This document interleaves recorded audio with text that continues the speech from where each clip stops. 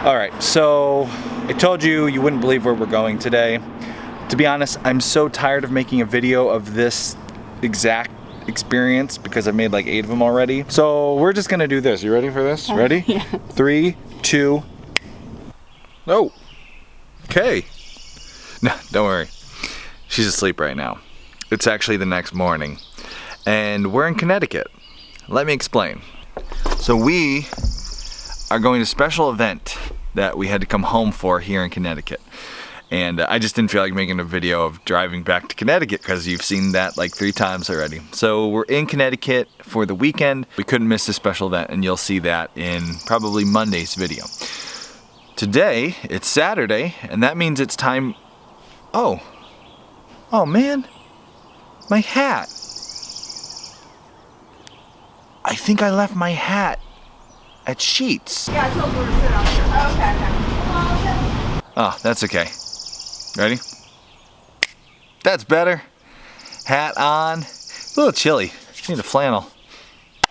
There we go. It's time for Saturday Q&A. Okay, so it's time for Saturday Q&A, guest at my friend's house edition. We're at my friend's house in Connecticut. It's beautiful here. These gorgeous trees in the background. They have this really cute cabin in the woods. It's very rustic. I mean, the table I'm using right now, it's like literally a tree. They made a table out of a tree. I'm sure most tables are made out of a tree, but that one, like, it's practically still a tree. I got Bones with me. We're gonna do Saturday Q&A together? I don't know if we've ever done Saturday Q&A together. So, Saturday Q&A is where we answer your questions. If you want to get a question in on Saturday Q&A, usually all you have to do is hashtag your question, Ask Homesteady, and that helps me find it in the thousands of comments that we get over the week or so. So make sure to hashtag your questions, Ask Homesteady, and I will get to them. Okay, so I'm also doing Ask Homesteady today on my phone. So instead of having like the strip down here where I read the thing, I'm just gonna look at my phone for a second.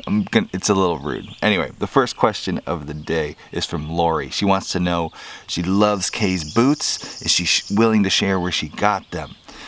Lori, Kay uses muck boots, and we have a link below to a page on our website which lists all the gear that we use and sends you to that gear.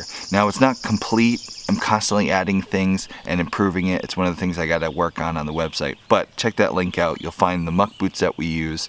A lot of those links are affiliate links. Remember, when you shop on Amazon, type in Homesteady first, and it will send you to Amazon, and we'll get a little bonus for sending you there. Helps us do the show. Next question.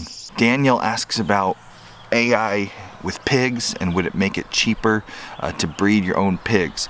In our last Saturday Q&A, I talked about how breeding your own pigs is not cost effective until you do a lot of like piglets. So AI, would that make it cheaper? Well, AI pigs is not necessarily cheaper if you have to pay somebody to do the procedure. If you learn how to do it yourself and you're buying semen, there is some cost involved, but it would probably be less. I have to just say that I've never done AI, and nor have I ever paid anyone. So you would have to look into what it costs to do AI and then see if it made sense for selling or raising your own pigs. But like I mentioned in that video, it really doesn't make sense for homesteaders to breed their own pigs unless you're a farm and you're selling feeder pigs, multiple litters in a year. It's much better to just raise feeders yourself. Next question. Tony says that she's around 50 years old.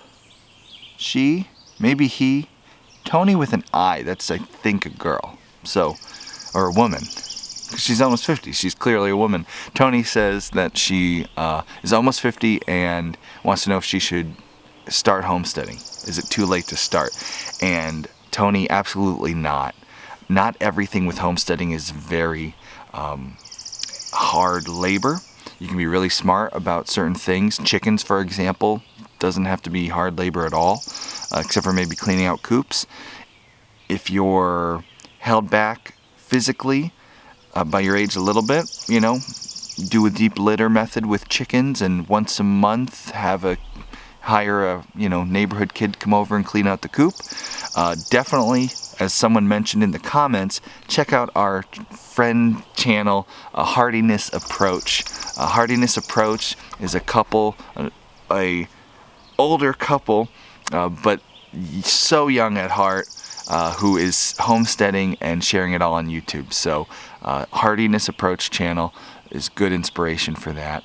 And I only say that they're older because they talk about it. They're being older, but man, those two are like, they look like a couple high school kids, the way they interact on camera with each other and engaging with the audience. A really fun channel to check out. So go check that out, Tony.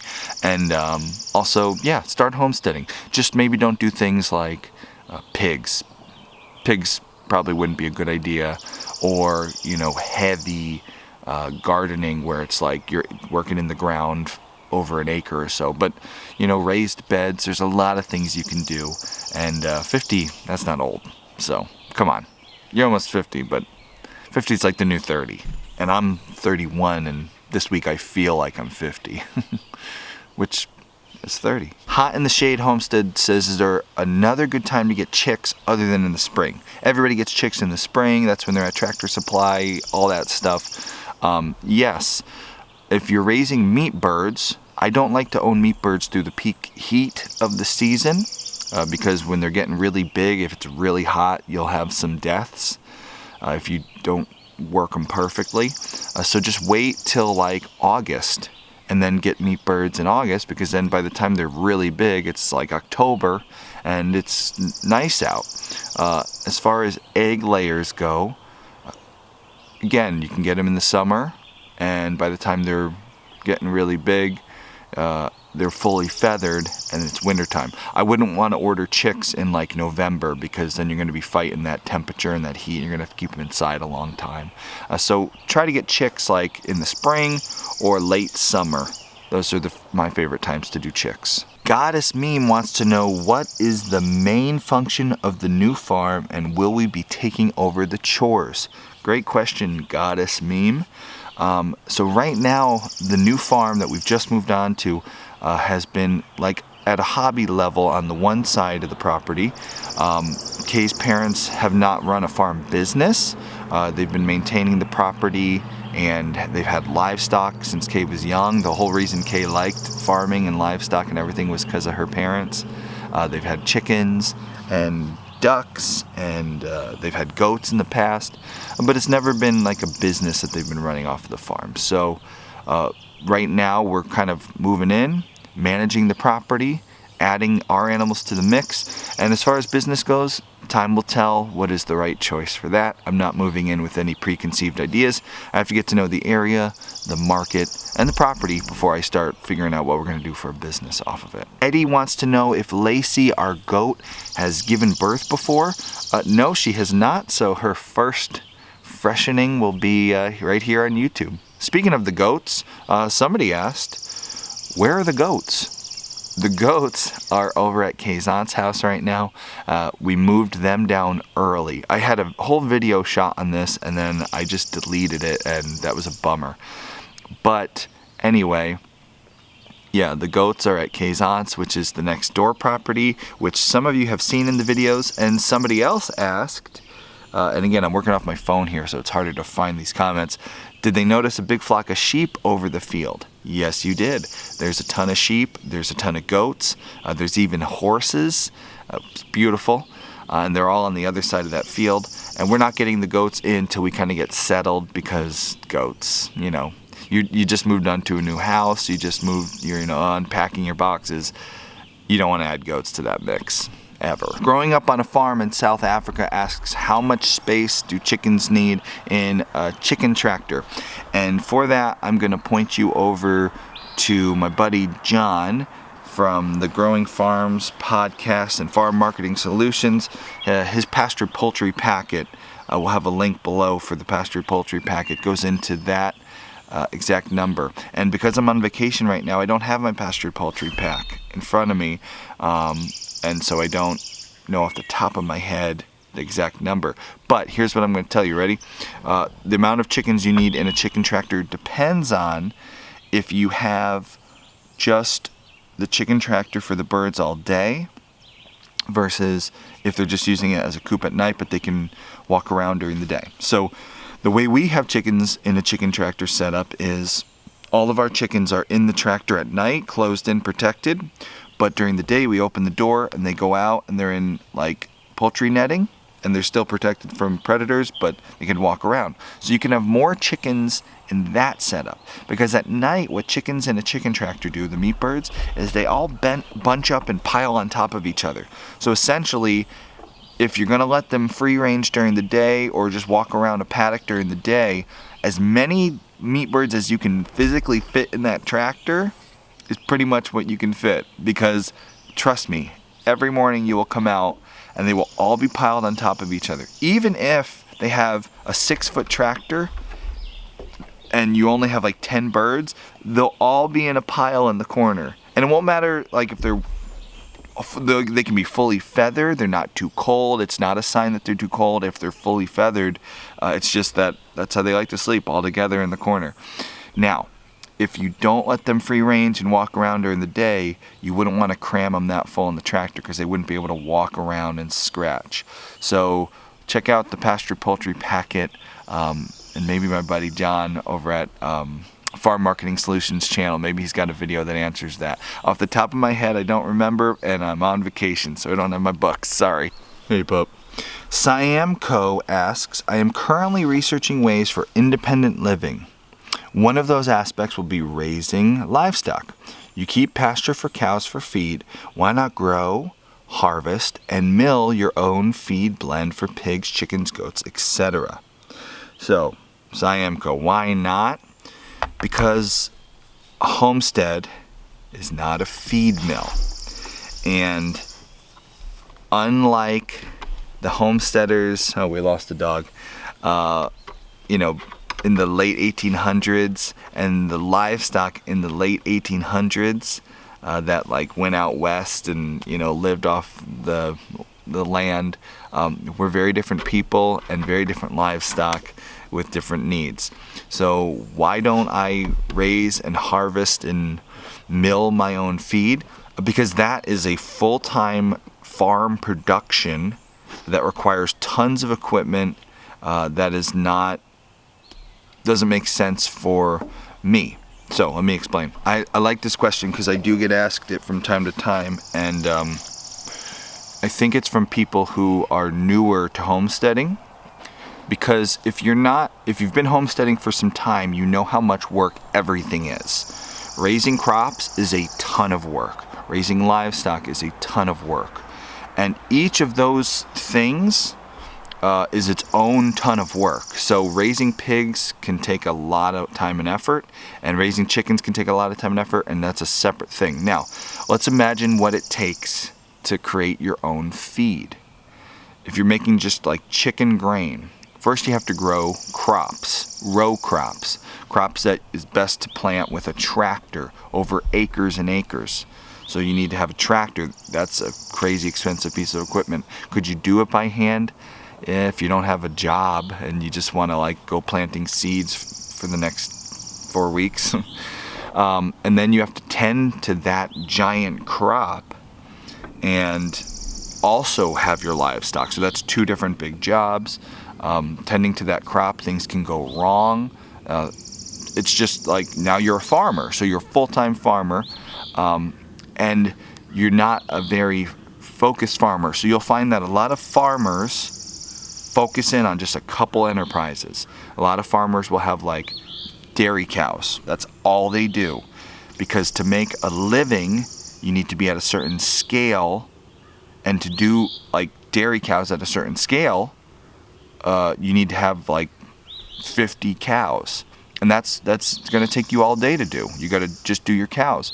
So you can't do cows and then also like grow grain yourself easily without being like a farmer. Now, your question is, why not do feed for chickens and pigs and cows and everybody, right? Well, they all have different needs, different mineral requirements. for 100% of homesteaders, it doesn't make sense to raise all your own feed for all your own animals. Just don't even try. It's so much more work. You need a lot of equipment. You need a lot of time. And most homesteaders are not farmers. They're not making a living from their homestead. They're just feeding their own family.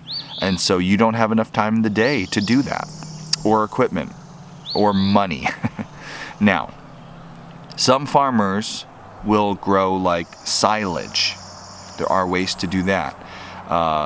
Some homesteaders will grow certain crops that can supplement the diet and save you a little bit of money. So if you're raising pigs, you can grow pumpkins and feed them to your pigs. You can grow veggies and give them table scraps. But you're still going to have to give them a heavy protein-packed feed. And if you're a homesteader, it does not make sense to grow your own grains and then mill them with a very expensive machine, and you're going to burn out. And that's why you shouldn't do it. Because if you go into homesteading thinking, I'm going to do everything, I'm going to raise my own livestock and my own feed and plant the vegetables in my garden, you're just going to get so overwhelmed, you're going to burn out, and you're going to stop doing it. So what should you do? I always say just focus on one thing. So if you want to raise livestock, pick one livestock and don't try to learn how to butcher it that year. Don't try to grow its own feed. Just that livestock, do it. If it's grass-fed, yeah, grass grows without you wanting it to. Fields grow without you wanting it to. But even grass-fed animals a lot of times will need a grain supplement. I just had a bug fly in my eye. And that grain supplement, you should just find a local farm who's focused on grain and buy from them. Because if you've ever seen a feed operation and what's involved, which I have, we have a video where I went to our feed mill and I interviewed them about feed and stuff. You can find that on our channel. It's a huge labor-intensive, equipment and machine-intensive operation, and homesteaders are not the people to be doing that. So just to be clear, I want to talk a couple specifics. One pig in a year, one breeder pig will go through a ton of feed. So that's right there. One pig, you'd have to produce a ton of feed. And I don't know how much land you need to grow that feed. But just to put it in perspective, you just have to do so much. You need equipment that will cost you tens of thousands of dollars. It's just, yeah. It's not how you want to spend your time as a homesteader. Spend your time raising the animal. Just go buy the feed. Smallwood Homestead asks, why do we add music to our videos? They like natural sounds and the outdoors and everything, and says that we don't need music.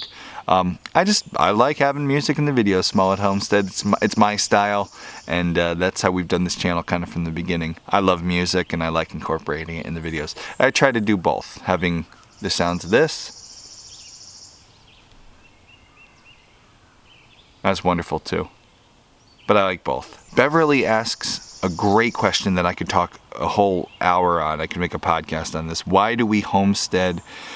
Why do we homeschool our children? So Beverly, without doing a podcast here, there are a few reasons why we homeschool our children. We homeschool our children for the lifestyle. We do not like to be committed to 180 days for 10 hours a day. And I say 10 hours, I know school's usually not 10 hours, but from the morning when you wake up, getting the kids ready, getting them to the bus stop, waiting for the bus, getting them on the bus, them going off to school, them being done with school, them having after school activities, then getting on another bus, and then driving around our town in a giant formation till they get home. So that 10 hours a day for 180 days a year, not being allowed to miss that, having to ask permission to take your kids on vacation because they're going to miss so many days, not for us. We like to be in control of our life. We like to be able to pick when and where we're going to go with our kids. We don't want them to have to wake up at a certain time as young kids. Jocelyn, your 6-year-old, awake at 5 a.m. is not something we want to do. So the lifestyle is one reason. Can you sit? Sit. Come on. There you go. Sit. Another reason, the education. Public school is a system that was designed to educate factory workers. The public school model comes out of a world that's a couple hundred years old, where the Industrial Revolution, you needed a lot of people to be in an assembly line, to stand in their place, to do what they were told, to build cars, to build trains, to work in metal shops, to work in, just like you wanted employees who would do what they're told. And public school creates people who do what they're told. Because if you don't do what you're told at public school, you go to detention. If you don't do what you're told, you get suspended, you get bad grades on your score sheet. Public school is designed to create that kind of worker. And I believe in our day and age, with automation taking over so many jobs, in the next 10 years, you're going to see waitresses and waiters losing jobs to automation. You're going to see taxi drivers and bus drivers losing jobs to automation. People who work in stores. There's going to be so many jobs where those factory workers, those obedient, yes sir, workers are going to lose jobs. I believe you need to be a creative thinker who can problem solve on their own and use critical thinking to do that. And I do not feel that public school teaches creative problem solving. I went through public school and I did okay. So if your kids are going through public school, I'm not saying they're going to be failures. I'm not saying you're a bad parent. But what I'm saying is I don't believe public school teaches kids to be creative thinkers or critical thinkers, or to problem solve like you need to adapt in this market that we now live in. I feel that self-directed learning is incredibly powerful.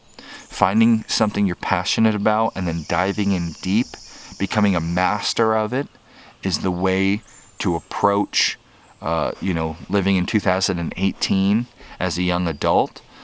I think I look at my own career. I get to do what I love, and it's because I've always chased my passions. And fortunately, despite going through public school, I never let that stop me from chasing my passions.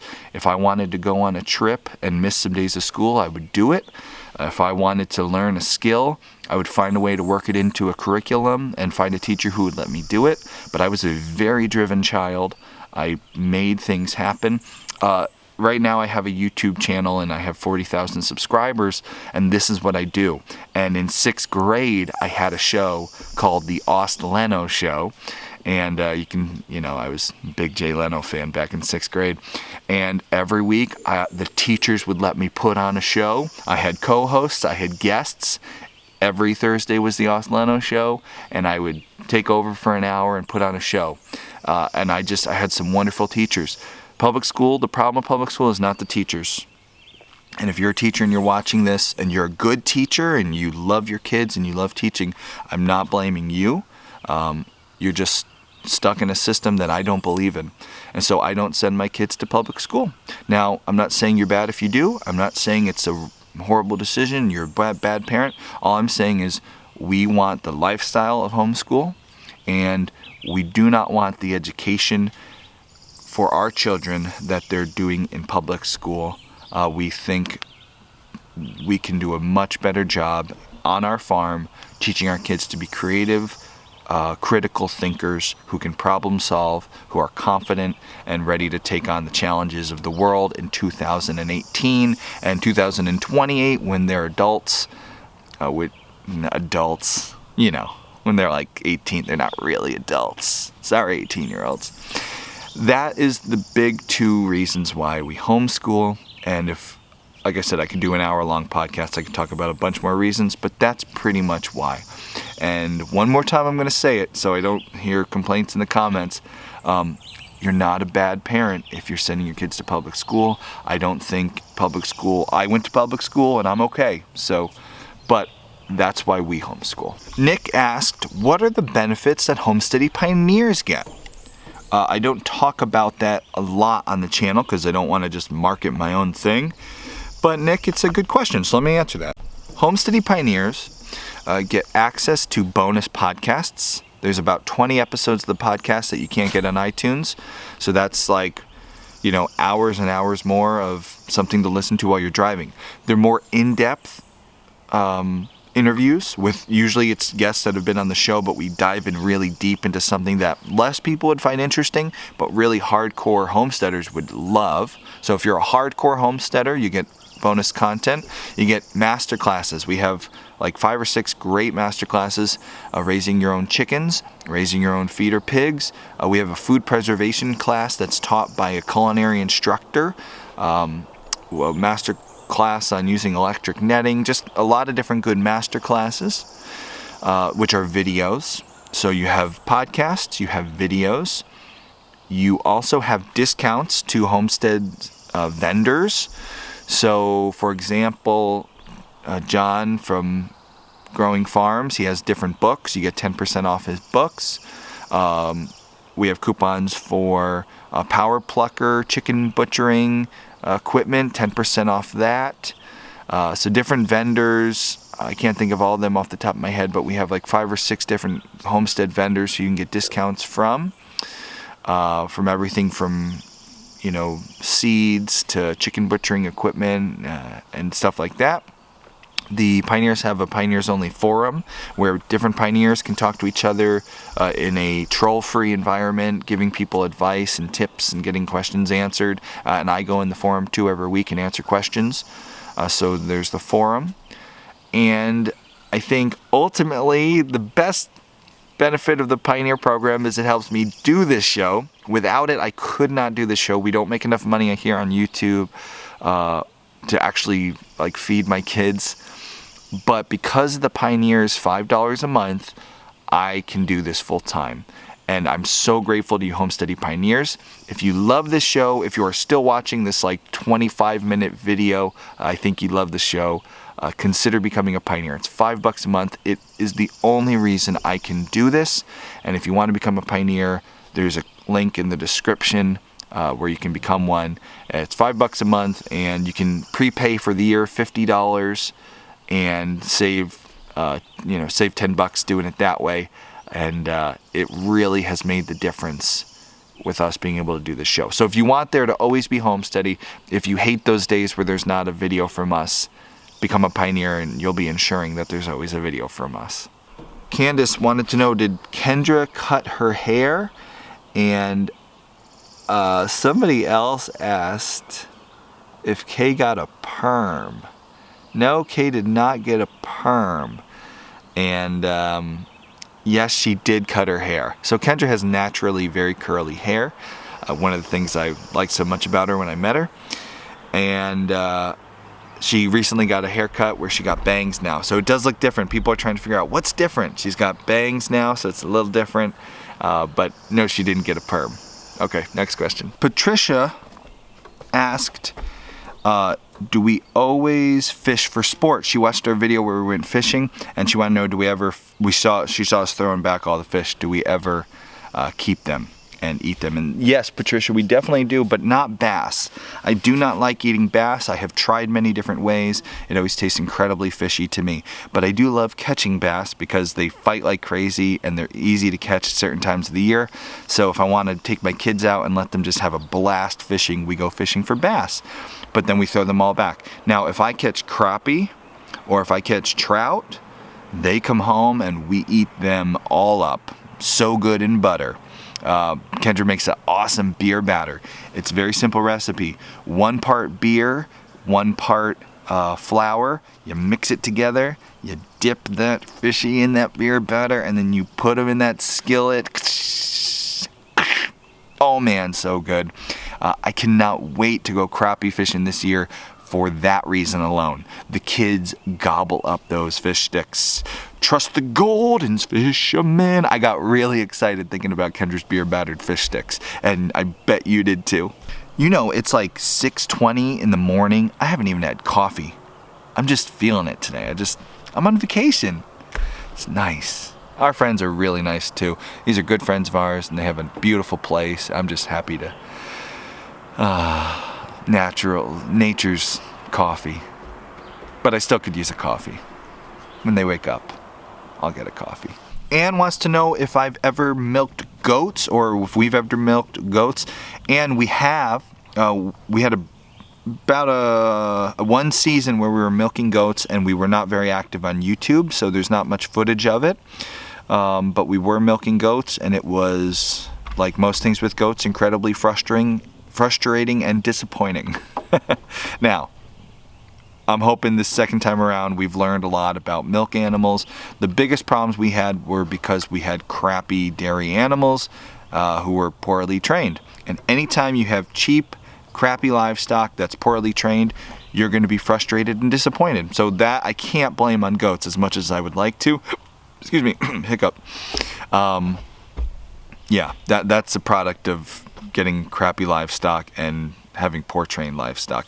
Not like this well-trained pup right here who's so good and he's just sitting. Look at that pup, he's so good. Say hi. I like well-trained animals. They are my favorite. Yes, they are my favorite. Now that said, he knows when I'm doing a video, he can get away with more because I'm like talking to the camera and I can't correct him. He's a smart dog. Yes, you are smart. I know this one is going long, and I don't know. Do you guys prefer? I want to answer everybody's questions. Do you prefer that I do that and just like go long and have an hour-long Sunday Q&A, or do you want me to pick like the best 10 and just focus on that?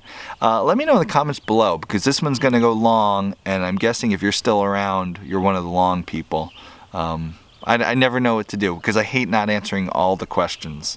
But anyway, let's get on to the next question. I'm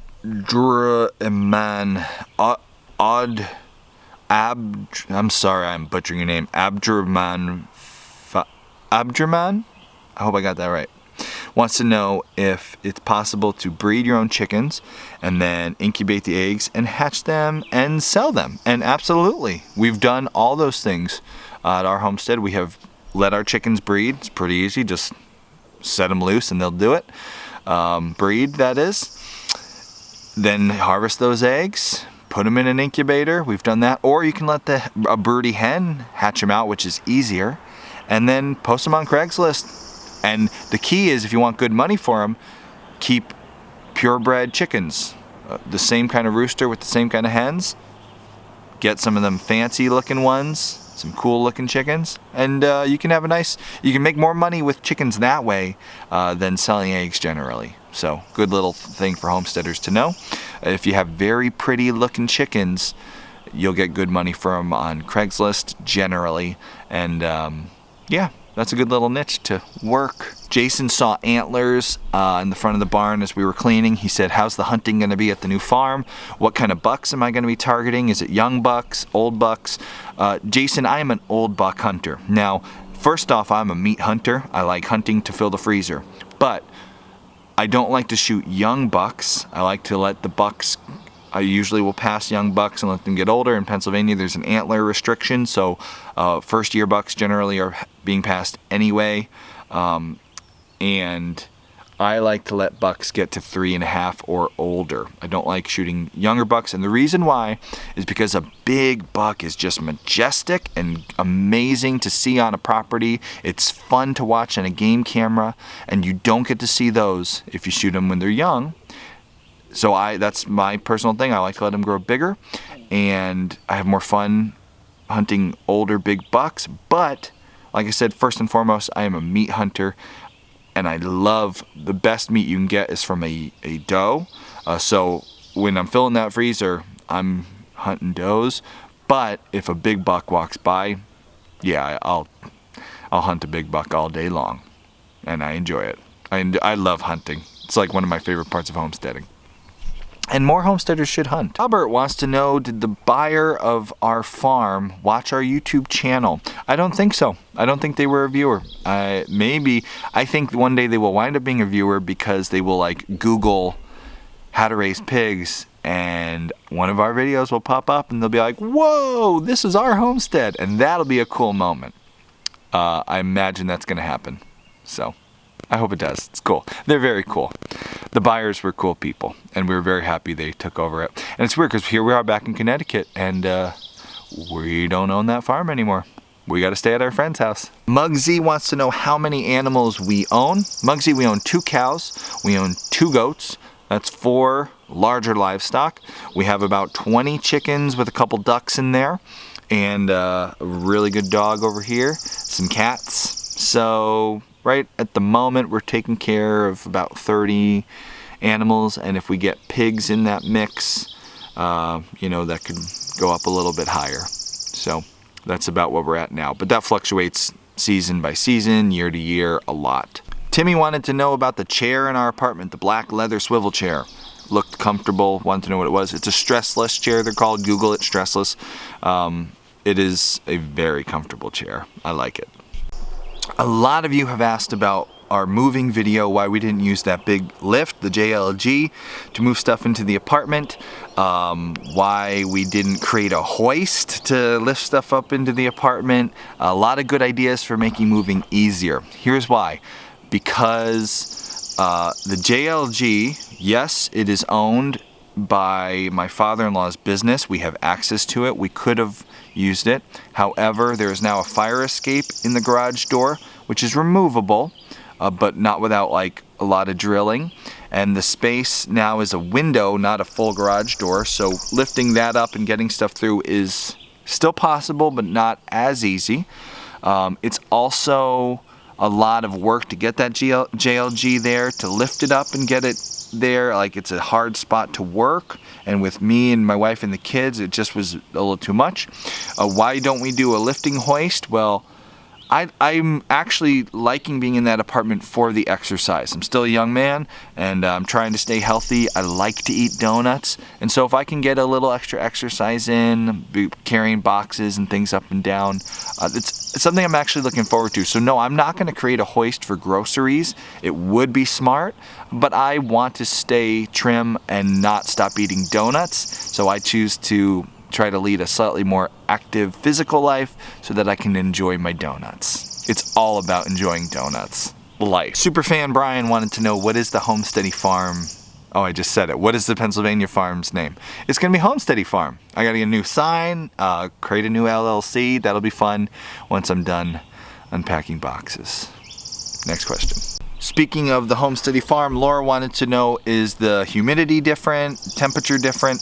Not super different weather-wise, but one thing we have noticed is Pennsylvania gets a lot more light later in the day than Connecticut. So it's like 8:30 and it's still sunny, but we think it's like 6:30 because we're like judging off of what we recognize from the sun. So we have been going to bed very late lately because we're like, oh, what is it, like 7 o'clock? Oh, it's 9:30. Get in bed, kids. So that's the only real difference so far. Also, things that are different, bugs. You guys don't understand. We got so many comments on the video where we talked about bugs, and you were like, oh, you're gonna have bugs in Pennsylvania. Nothing like what we had at our old farm. There were so many bugs at our old farm. And in Pennsylvania, I know there's still bugs, like every place has bugs, but not like Squash Hollow Farm. The Homesteady farm is much more bug-free, and I enjoy that. Bugs drive me nuts. I'm getting bit right now. I'm back in Connecticut. Maybe it's a Connecticut thing. Somebody commented about the pasture they saw on our property is not fenced. They were like, oh, it's going to be a shame not to use that pasture if it's not fenced. We are going to be getting it hard perimeter fenced. That will be a big project with probably a couple years worth of projects associated to it. For now, we're doing movable, electric, and in different forms depending on the livestock, and you'll see a lot of that. Ladybug and Luna are currently out on a patch and they are loving it. They love that pasture. It's a nice pasture, better than what I thought it was going to be, because it hasn't really been worked as in, like, replanted or anything, but it's a ton of clover, a lot of rye. It's nice pasture, and the cows are really enjoying it. And we'll be using it with the movable electric, which will be a lot of fun videos. We are getting a lot of people asking why we're not living in the big house right now. Most of you regular fans already know, but just to clarify, my in-laws are building a new home that they're going to be moving into, and we are then going to be the owners of that big house.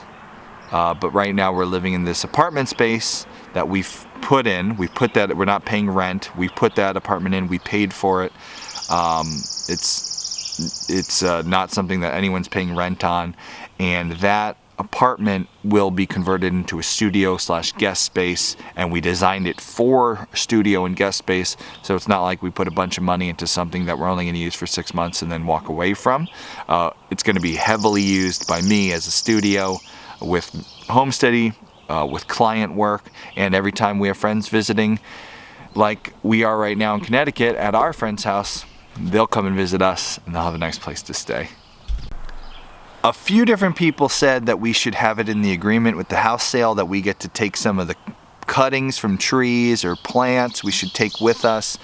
We put in that orchard, and now we're going to be back at 0 with fruit. It would have been a cool idea. I'm sure the new owners would have been cool if we had been like, hey, we want to take some cuttings or harvest something. But there was so much to do. And livestock always takes top priority because they're a living animal, and you can't let a living animal die. So we knew it would just be too much work for us to move our entire life, finish up the apartment, move into it, take care of all that livestock, and be worried about like asparagus cuttings. So we didn't do anything. We just said, you know what? The new owners are going to use the orchard. They'll care for it, you know. We planted some trees that, like, we didn't say this in the video, but like we planted some trees the day my son was born, and like, you know, that's special and you want that. But here we are in a new chapter of life, and this chapter will have special things too, and those owners will take hopefully wonderful care of those trees and enjoy them for years. The next question, there was a couple different people asking about the fly masks on the girls, blindfolds they call them, some people. They are fly masks. They are there for the summer when the flies are bad, and they will be off when fly season goes away.